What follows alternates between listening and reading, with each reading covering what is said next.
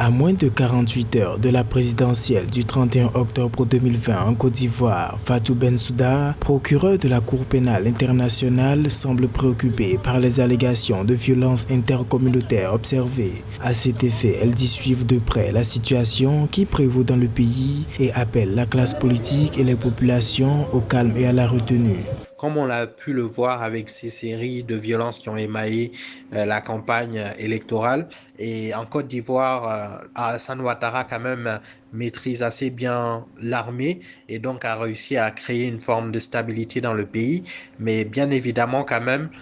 ce qui pourrait poser problème, c'est la légitimité de Alassane Ouattara à se présenter à l'élection. Selon Fatou Bensouda, toute personne qui ordonnerait et inciterait de toute autre manière à la commission de crimes visés par le statut de Rome est passible de poursuites devant les tribunaux de la Côte d'Ivoire ou la Cour pénale internationale. Le contexte de 2020 est quand même un peu plus paisible que le contexte de 2010, où là quand même on a assisté à une série de violences, c'est-à-dire que la Cour constitutionnelle et la CENI avaient proclamé deux vainqueurs différents, donc c'était tout favorable à l'implosion du pays, notamment avec les pro-Gbagbo et les pro-Ouattara qui étaient dans une position où vraiment c'était vraiment difficile pour eux de trouver une conciliation. Là en 2020, Gbagbo et Guillaume Soro sont écartés, donc ils ne peuvent pas jouer un rôle clé, même si bien évidemment au sein de la politique nationale en Côte d'Ivoire, certains challengers comme Pascal Assingessan critiquent notamment